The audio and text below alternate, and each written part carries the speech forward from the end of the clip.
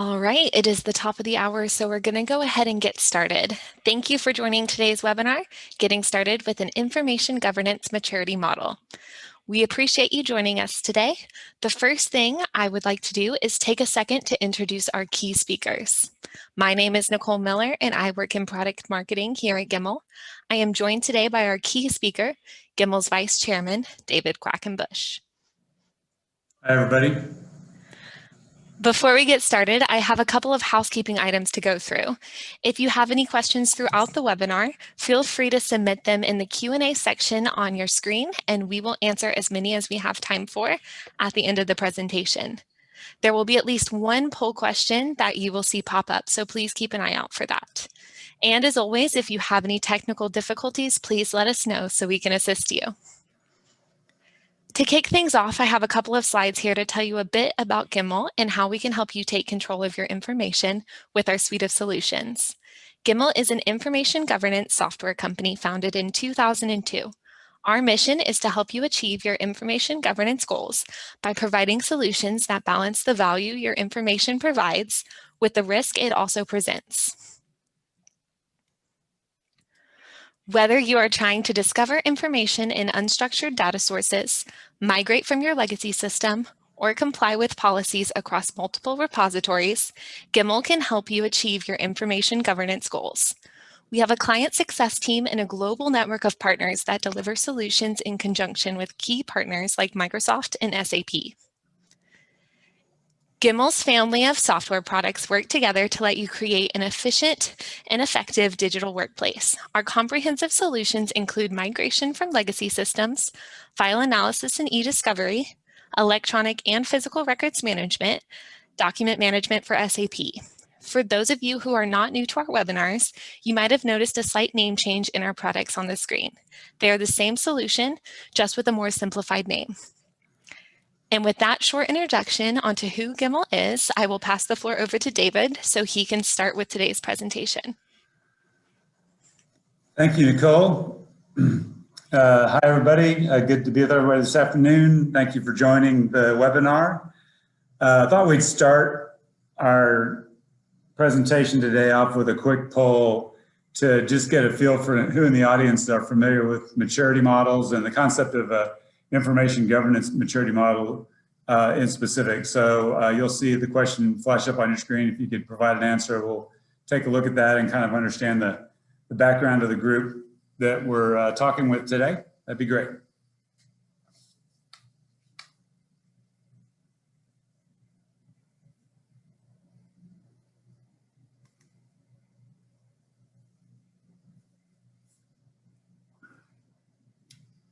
All right, so survey says we've got some that have tried to implement one, about a quarter of the group, about a little over half the group says they've heard of them but not implemented one at their place of work, and another 20% look like not familiar with the information governance maturity model at all. Great, well that's a nice distribution of folks, and hopefully what you'll find in today's webinar is this to be somewhat educational in terms of the concept of a maturity model and how you can apply it to information governance. And so I think the first thing to start off with here is that maturity models, have been around for quite some time. They're not new. They actually are used for many things. Probably the most famous maturity model that a lot of people, at least a lot of people that are familiar with information technology would be familiar with is the capability maturity model.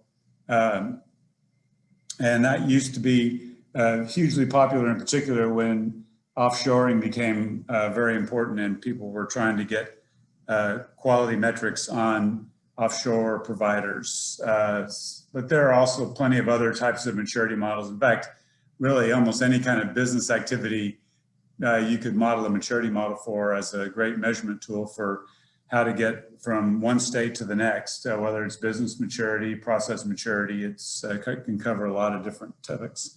Probably the most important thing to know about a maturity model in the context of our conversation today is that it's definitely not a one-size-fits-all model. And I think part of what we'll try to impart today in the conversation is, while there's many elements to an information governance program, when you establish a maturity model as the measuring stick for your progress in IG, the real first step is what's the most important things for you to measure? Because as you're going to see in this presentation, we've identified many things that can be measured as part of the information governance program, and many things that you would want to measure as part of an information governance program. But the truth is, you can look at this stuff and go, wow, that's a lot of things, and it can be a little overwhelming. So the first important step is to say, well, what is it that's really important to us as we go through this list of concepts for measurement, and use that as your backdrop or your foundation for, how do I really want to measure and use a maturity model to measure my performance when it comes to information governance. So from an information governance perspective, I think these are probably fairly well-known ingredients to good information governance. First being an information governance strategy and roadmap. You kind of have to have the big picture laid out and understand kind of where you're going and how fast you want to get there. You need, of course, your various models that are going to be important, whether it be taxonomy and classification models, whether it be overall policy and procedure. And hopefully, I think like a lot of our clients today, the policy and procedure part becoming more and more automated so that the end user is not really having to memorize policy and procedure for managing information and all the changes that go along with that. And of course, your technology model, and that might be something as basic as a reference architecture that says, here's how all the puzzle pieces fit together, or it could be a much more detailed technology architecture that really gets to very specific elements of what you need to use from a technology perspective to manage information in the enterprise. Then you need a way to control and manage the process. So that's maybe an information governance steering committee, or it might be a center of excellence. You've probably heard us speak about a center of excellence concept as a good way to set up IG in an organization, just because it tends to cover and cross lots of boundaries. But a number of organizations are very successful in implementing a governance steering committee as a surrogate to doing something like that instead. And then last but not least, the measurements. And this is really what we're going to talk about today, and using the maturity model as sort of the key measuring stick for how well you're doing with your information governance program at your organization. So just a quick definition of what we kind of think about when we say information governance maturity model. And I'm going to do my best to not use a lot of acronyms. If I do, I apologize in advance, but we'll do what we can.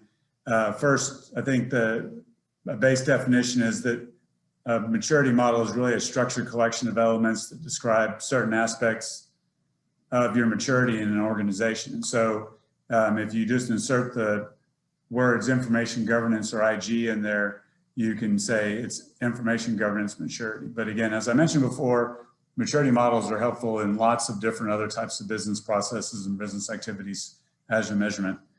It's used as a benchmark for comparison and also an aid to understanding. And I think one of the things that's probably important to underscore here is when you do a maturity model of any kind, you kind of lay down your current state, and then you create an aspiration for what your future state wants to be. And so, and that gap really represents what do I need to do, and the planning to get from where I am to where I want to be.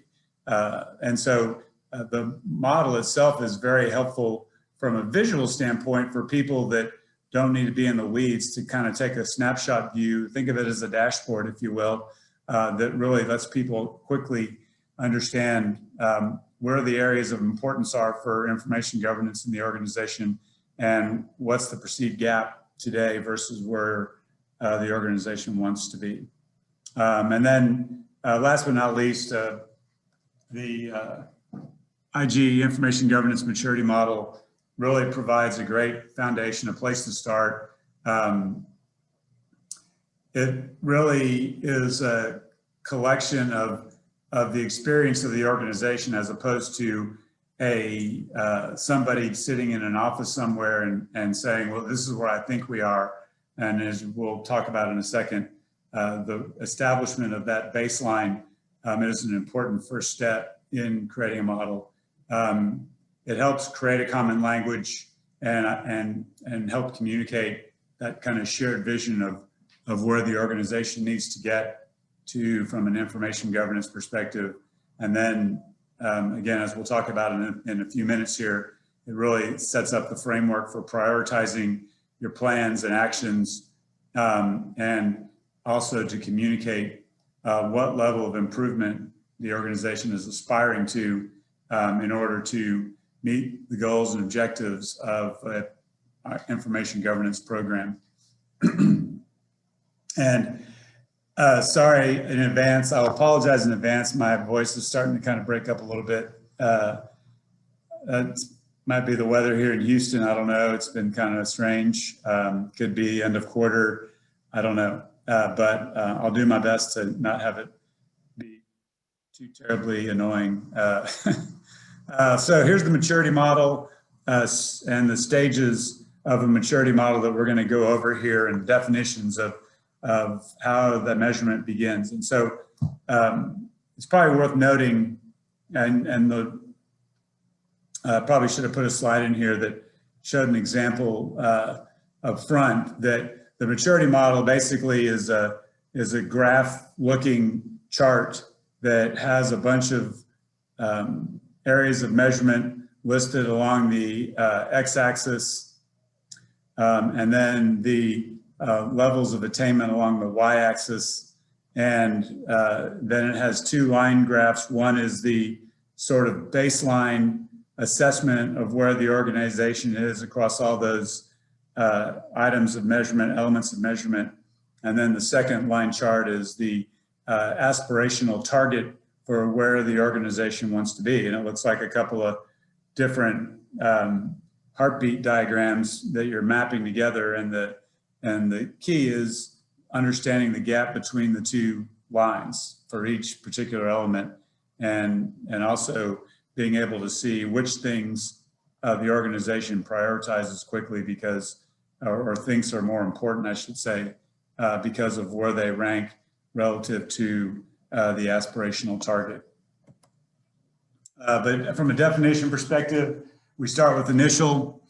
I guess you could think of it as chaotic. I think a lot of organizations would say that this particular level of maturity is you basically haven't been doing much of anything that's consistent or specific relative to what you're measuring. In this case, information governance, it's pretty much ad hoc, uncontrolled. There aren't any rules, so content is stored in lots of different places. For instance, there may be not any consistency to using metadata whatsoever in the various repositories you use, whether it be a file share or SharePoint or Documentum or OpenText or Box, or 300 other places that you might store documents in the organization. So they're all different. So there's no consistency. There's no real approach to managing a life cycle of a document.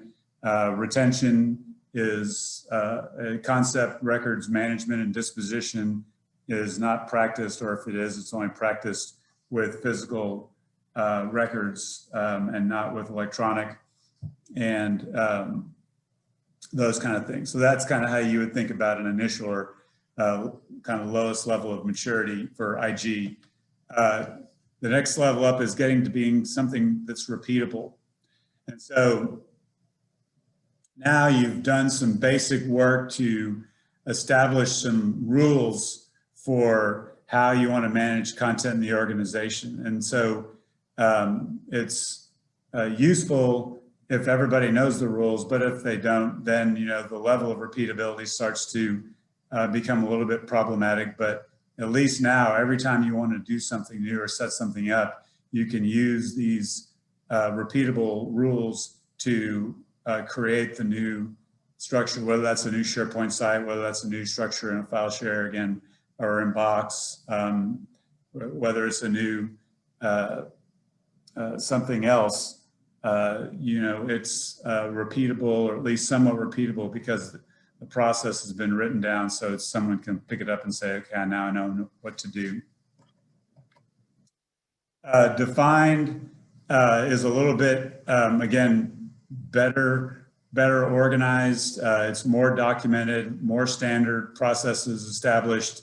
Some automation is probably now being put into place with these rules, so that while you've got written rules, you've actually also have automated rules that allow for some of these activities to be more specifically managed from an electronic perspective.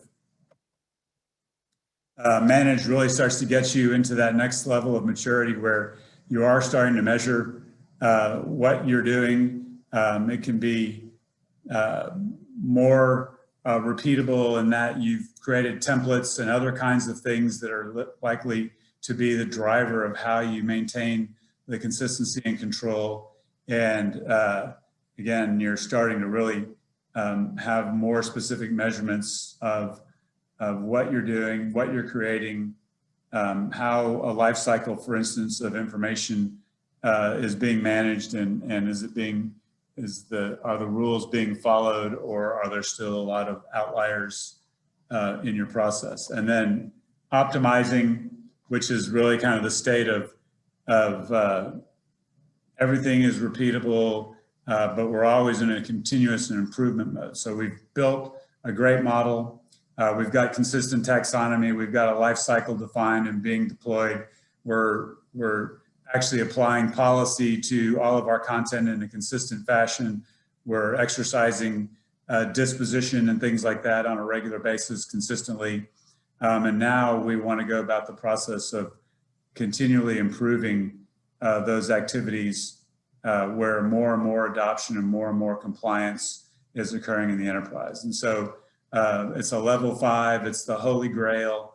It's an aspirational target that for most organizations, it takes a while to get there. And again, as you'll see in a second, the trick here with the maturity model and the stages here is very few organizations are going to want to say, well, we're at 1 at all these things today, and our aspiration is to be a 5 at all these things over some defined period of time.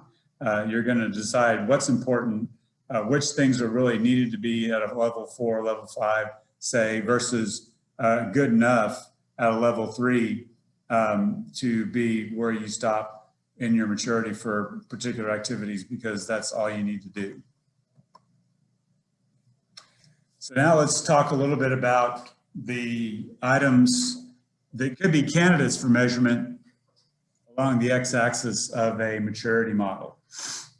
Let's start with the topic of governance. So governance being the primary target for, how is it that I'm going to manage all this information? What are my rules?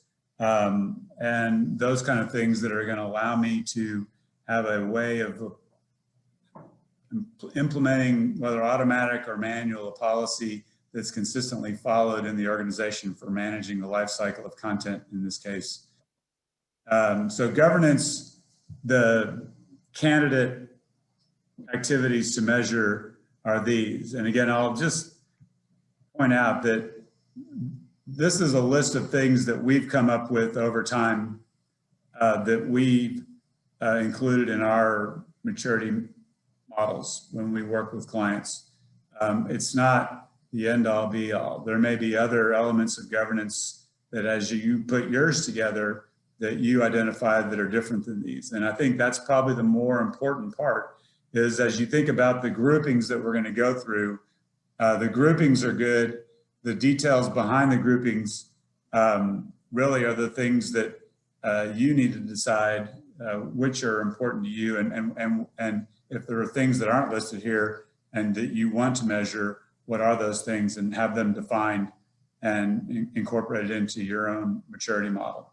So, when you talk about governance, this is like records and information management charters, governance models, an information lifecycle, retention and disposition, and policy management, security. And security is becoming more and more of a very important topic today because, the funny thing about security, and as it relates to particularly content and documents and things like that, is that without good classification, security is very difficult for documents because you really don't know how to apply it. So really understanding what that security policy is and how it relates to your classification structures and strategy as well are important elements that are front of mind for many organizations today. Provisioning users and workspaces. So whether this is SharePoint site provisioning, whether it's establishing new areas, collaboration areas in Box or in Slack or something else, doesn't really matter. What are the rules for setting up those environments? And then probably this is one that probably belongs all the time: content ownership. Whose responsibility is it to own and control the content that's being created? And I should say, it's not one person's responsibility. Usually it's multiple people's responsibility. How do we define what that is? How do we measure how well we're doing in the content ownership arena? And then again, over here on the right-hand side, you see the various progressions through starting as an initial level of governance to one that's optimized by having a continuously improving set of activities around these kinds of topics. So the next thing we get into are the disciplines or the functions, if you will, that govern specific scopes. And this is pretty straightforward, maybe amongst the way work gets done and the disciplines in the organization that manage how the work gets done across various systems and processes, whether it be electronic and physical records management, electronic document and physical content management. Those might be, in some organizations, the same thing. They might be different. Collaboration, how does collaboration define, and what are the tools being used to facilitate collaboration in the enterprise? And then even you get into things like structured data management and data transformation and migration. And probably more and more these days, something like transformation and migration becomes a fairly important topic as people start thinking about moving a lot of on-premise structures to the cloud. They're thinking about these large data migrations, but somewhere in the middle is a exercise to get the data right before you move it to the new place, and perhaps leave behind a lot of the stuff that you don't need when you're going to the new place. And again, the same again, when you think about measurements, it's the same consistent set of defined terms to measure where you are. So we probably didn't really talk about this at the beginning, but in going through these next sets of slides, the first two areas and the remainder, the way this usually happens, it's not done in a room somewhere with a person by themselves creating this list and then establishing the current state and future state perspective for maturity. This is done in a group setting with stakeholders that represent all the elements of the organization that work with content. They get together in a workshop type format for maybe a couple of days, maybe it's faster than that for some organizations, to really get a consensus view of A, what's the baseline across all these areas that we're going to cover today, and then B, what do we aspire to be? Where do we want to get in each of these areas from a maturity perspective? Again, I think it's important to note that it's highly unlikely that all organizations flatline at 1 across the board on all these things from the initial measurement perspective, and it's highly unlikely that the future state for all these is going to be a 5.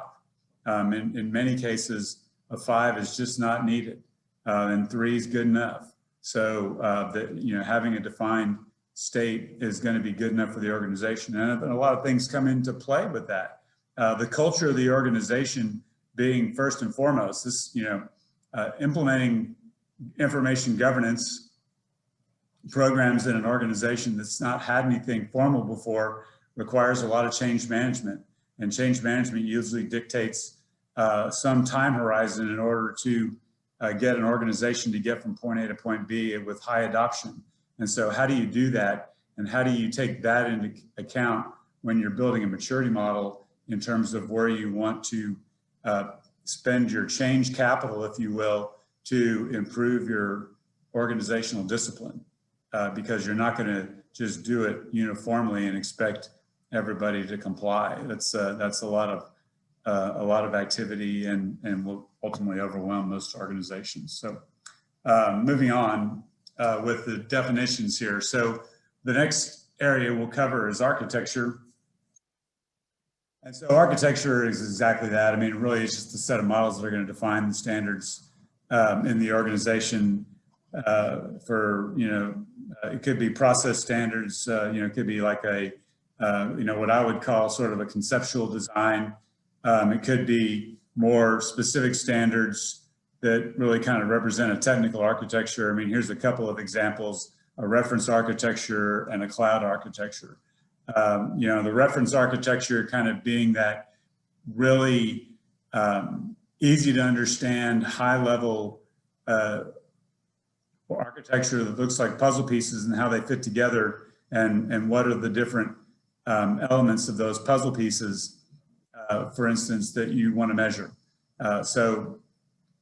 And probably what's missing in here would be, technical architecture. And what about a technical architecture model that you were trying to manage would fit into a maturity process? But certainly a reference architecture fits that bill, and certainly a cloud architecture does, because it's fairly new for most organizations. So today their cloud architecture requirements and maturity might be fairly basic, but the game plan is in 5 years that they want to be 100% in the cloud. Well, what does it take to get there?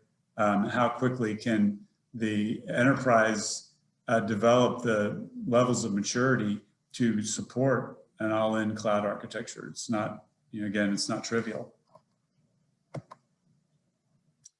So then processes. So these are exactly what you think of as processes. They are things like business process management. Workflow might be another term instead of business process management that's more easily understood. Ingestion and capture. How does data come into the enterprise? What are the ways that we're going to accept data in the enterprise? Is fax even a thing anymore for some organizations, right? I mean, it's something as simple as that versus email and bringing documents in via thumb drives and downloading from sites and all the other ways you're going to capture content or bring it into the enterprise. Publishing, sharing, and distributing content. How does it, where are the edges of the organization fit into how information gets to those edges, and what happens when information needs to leave the edge of the organization? Are there rules around that? Because I need to apply, some kind of digital asset management or something else to my documents, so that if I share them with somebody, they aren't usable outside the context of my environment, but they can at least be viewed by others. I mean, just a variety of different things there, as well as, publishing rules. What is the rules for publishing information to a small audience versus a global audience, for instance? And how is that managed? And how do I share that information with people in my organization as well as people outside my organization? Knowledge management. Knowledge management is kind of interesting because it's coming back around again. I call it, I've been around long enough, I call this knowledge management 3.0, version 3. It seems to be coming back in, and there's some really very interesting capabilities coming out around knowledge management from Microsoft with some of the things they're doing with knowledge centers and Viva and other things like that, and a variety of other things. But from an organizational standpoint, how does the organization view knowledge management today, and what are its aspirations for dealing with many of these challenges that have been around for a while, and have most organizations have struggled to really get good at it. Auditing, I think another important element of compliance and the scrutiny is enhanced auditing, internal audit, and others really doing more and more in this area. So where do I want to be from an audit perspective? How much, maybe I just really want to be defined, or that may be something that I don't really care about being optimized. And I'm just, that's a perfect example of something that says, well, level 3 for auditing is probably good enough for us. That gets us what we need to be compliant, and also to make sure that we can kind of follow, people are following the general guidelines we're laying out. And then structured data integration. And this one's sort of, I always kind of find this one interesting just because, in the way I kind of see things, data is becoming data faster and faster. Forever, we always talked about structured data and unstructured data, and documents versus columns and rows. But the truth is, most people today work with data, information, and it's a hybrid. It's some of everything. So really talking about how you're going to incorporate that into a maturity model is a pretty important element of governance for most organizations today. And then access and analytics. Again, how do I access content? How am I using analytical tools and things like that for managing content in the environment? And again, you think about things like tools like email. How do I deal with mobile? And even that, sort of the bring your own device concepts, and maybe even now work from home. So the pandemic's certainly changing the landscape very quickly over the past year about how much work is being done remotely. So where does that come into play in your maturity model of how you're managing that information that's now theoretically living outside the four walls of the organization, because a lot of people are getting work done from home, and how do I measure consistency and my policy enforcement on those fringes. Portals, what are my user interface rules? And again, I think another, probably another important element of these last four, user experience, enterprise taxonomy, enterprise search, business analytics, is all these things are critical success factors for high adoption. And consistency also is an important factor for high adoption. So how do I incorporate these activities into my governance maturity? Because more than likely, a lot of the scores here need to be in that 4 to 5 range. And in order for me to really accomplish a lot of the goals I want to capture with an information governance program, in terms of how people are using information, how work is changing, and how I need to be able to better serve the organization through better information management to support that. And then user readiness and adoption as another category of measurements. So here, again, I think these are the kinds of things that, if you were to go through this whole set of activities and say, well, which is the stuff that always gets left behind? it could be this area that gets left behind the most. Change management, training, being able to have a known set of subject matter experts, support, communication.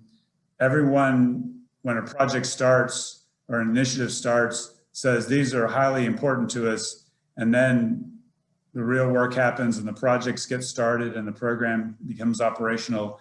And these are the things that normally get left behind because the budget wasn't there, or the organization wasn't ready for the kind of change management that this was going to require, or we have so much turnover in our organization that the cost of training is really high to keep people knowledgeable. So we can't afford to do it. People move around a lot. So being able to have power users and subject matter experts and things like that are hard to identify because people move through the organization rapidly and change jobs. And so I don't really have a good way of doing that. So this is a great area in particular from a maturity perspective that can really keep people accountable and keep organizations accountable. That says, you might measure this and say, yeah, we're not very good at this at all. We're ones and twos across the board on these things because it's just been a weak spot for us. But we really do want to get to be a 4 or 5 on these things. And, we need to have real plans and real budgets and real accountability to make sure we get there and we keep it there from a maturity perspective. Because this really is an area in my mind, when you think about all the things that are happening, adoption is probably the #1 challenge with the success of any kind of new initiative, period. But when you think about applying technology and you think about something like information governance, which has a tendency to be somewhat esoteric anyway, these are critical success factors in order to get good at that. You've got to be strong in these areas. So, in my opinion, this is something that really warrants keeping in a matrix and making very visible the progress the organization is making across some of these. So that was pretty much a whirlwind blow through what an information governance maturity model looks like. What are the elements of a maturity model that can be brought to bear in an organization to really measure its performance over long periods of time to achieve higher levels of maturity across a variety of different activities that are related to information governance. So I'll summarize here and then we'll have one more poll question, I think, and then throw it open for questions if there are some. First, I think, again, the whole idea here is not to overwhelm everybody and go, well, there's no way we're going to do an information governance maturity model that incorporates everything you've just gone through. That's overwhelming. So it is not a one-size-fits-all type of approach. The most important thing you can do is understand these categories and then decide what's the most important categories for you to measure and build your maturity model around that. And a maturity model is not a static thing either. So you might start, your first shot at a maturity model might measure 10 things. And then, period of time goes by, a year or two goes by, and you now say, well, now we want to measure, we've really gotten pretty good. So we're going to measure 15 things. Now we're going to add 5 things to the pile of our maturity that we want to be good at. And so maybe what you do is the 10 things were like super big bucket groupings, and the 15 now start to subdivide some of those groupings into a little bit more granular measurements. So that probably is the most, I think to me, that first 2, not one size fits all, specifying and customizing the model to fit your company is key. And then, of course, doing what's best for your company. So again, when you think about a model like this, there's lots of things to consider. The culture of the organization is hugely important. If you can't get buy-in for certain activities, trying to measure them and get better at them is a real challenge. So you might decide that that's really not the best thing for us to do. We're not really here to try to necessarily change the culture of the organization. Let's work within the cultural frameworks and improve the things that we can improve based on how the organization likes to work. So you definitely need to keep in mind, have that kind of thinking as you're putting together a maturity model as a measuring stick for your IG program in your organization. So with that, I'm going to turn things back over to Nicole for fielding questions. I appreciate everybody's time. Hopefully y'all found this to be helpful. And as always, we'll close here in a minute, but you can always feel free to reach out to myself or others at Gimmal if you've got more questions. Yes, thank you for that. So we do have one more question for you. If you would like to learn more about a Center of Excellence approach to information governance, and also if you do have any Q&A questions that you would like to be answered before we close out for today, you can go ahead and leave that in the Q&A section and we will be able to answer that. We do have a few questions in there. So the first one is, you mentioned a Center of Excellence. What is that exactly? Sure, thanks. So Center of Excellence, so think of it as an organizational group that is established, that's multidisciplinary. It is set up, and again, the Center of Excellence concept isn't anything new. Lots of organizations use this for various different types of kind of cross-discipline, if you will, activities that need to go down in the organization. So it's a great way to establish a organizational group that's not part of a hierarchy, a particular hierarchy in the organization that has to manage a cross-discipline, cross-function, what have you, cross-division type of work activity. And so in this case, like we think Center of Excellence is, that's not a real word, Center of Excellence is a great idea for information governance because you're incorporating, number one, an enterprise approach, number two, this concept called information governance that nobody really owns. It's not really an IT thing. It's not really a records management thing.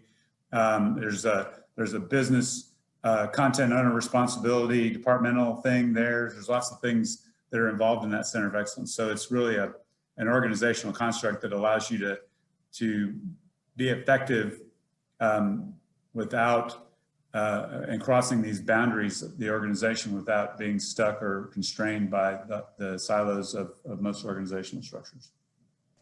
Awesome, thank you. Long-winded answer, sorry about that. What are the most common successful methodologies used to measure or score the maturity levels of different categories? Well, that's a good question. I'm not sure I'm an expert in those, the various ways of doing it. Again, I think that the way we've kind of outlined here is you've got 5 levels of maturity with fairly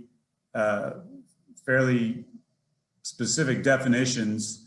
I think probably the first thing you'd want to do in that, so again, if you wanted to build your own maturity model, for instance, is the key is how are you going to define each level? What are the definitions of each level? So I'm sure the various methodologies, like I said, I'm not an expert in that, would start with that. How do I define level 1 through level X? I mean, it doesn't have to be 5. It can be something else. 5, I think everyone kind of generally is standardized on for a lot of the maturity models I've seen. And the definitions of the levels from 1 to 5 are pretty much the same. 5 always being sort of the repeatable, it's a repeatable process. It's embedded in the culture of the organization. 1 being we're in a chaotic state. Getting to 2, 3, and 4, there's probably some, ways to define those differently depending on how you look at those different levels of maturity.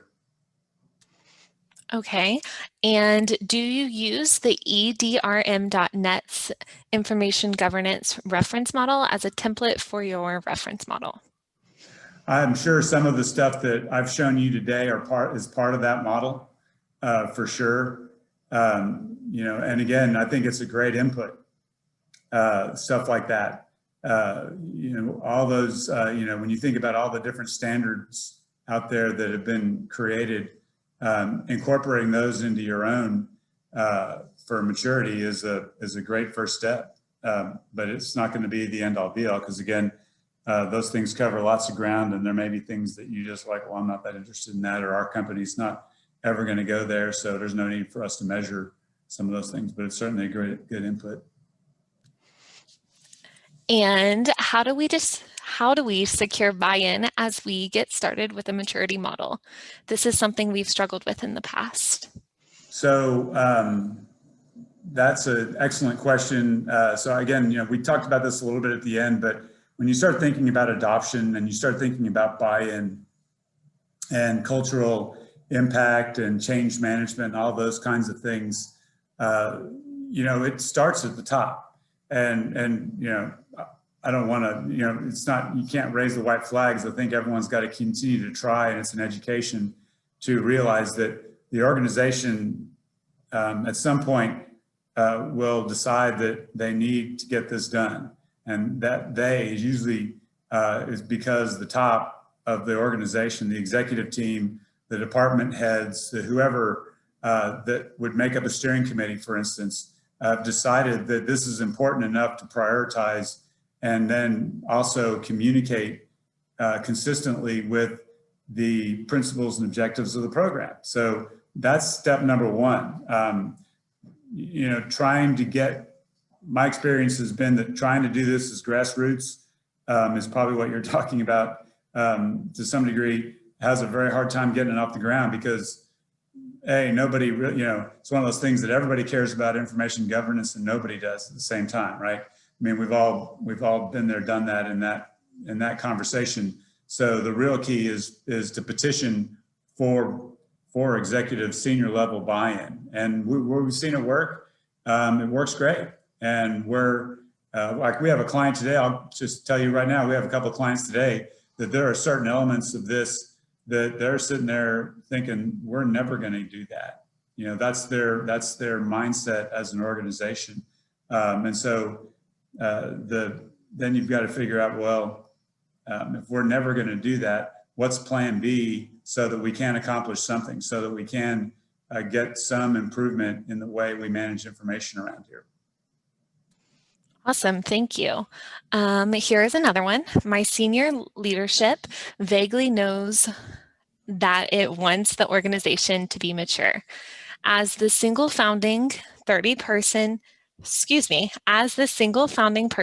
years ago, and it is approaching retirement of a now 200-person organization, they want to leave it stable in their mind and be able to measure success. Are there materials to use immediately to help persuade them that the maturity model approach is a good one to bring to the organization? That's an outstanding question. So I'm sure there are materials. My own opinion on that would be, the best way to convince people is by showing and explaining and using models and things like that to show how you can make this work and also make it work in a way that, I think what everybody wants to do is not rock the boat, right? And, they'd rather just sort of keep things as they are and make, maybe gradual improvements as opposed to massive improvements for a short period of time. So, probably showing how you can get from here to there in a way that is minimally disruptive would be, how I would try to approach it. Like I said, I'm sure there's plenty of studies out there, just like when you think about like the topic of change management. We've been talking about change management as long as I've been in this business, 30 some odd years, and we're just now starting to see much more of a serious adoption of change management in the organization when it comes to implementing anything new, whether it's a system or a business process or an organizational design, that change management really is taken into account, and all the elements of that, from a communication plan all the way through the what's in it for me at the individual level and everything else that goes along with those things. So I think, there's plenty of that kind of information that can be brought to bear, but I still think, that's there's a little bit of evangelism that has to go along with that in the organization, and people should, want to evangelize some of this stuff, and because it is an education for many folks. Awesome. Thank you so much, David. If anyone has any more questions, our contact information will be here on the screen. You can also send us an email at info@gimmal.com or visit our website at www.gimmal.com. For those interested in a recording of this webinar, we will be sending it out between 24 and 48 hours in the form of a thank you email. Thank you, everyone. Thanks, everybody. Appreciate y'all hanging around. Thanks. Have a great day.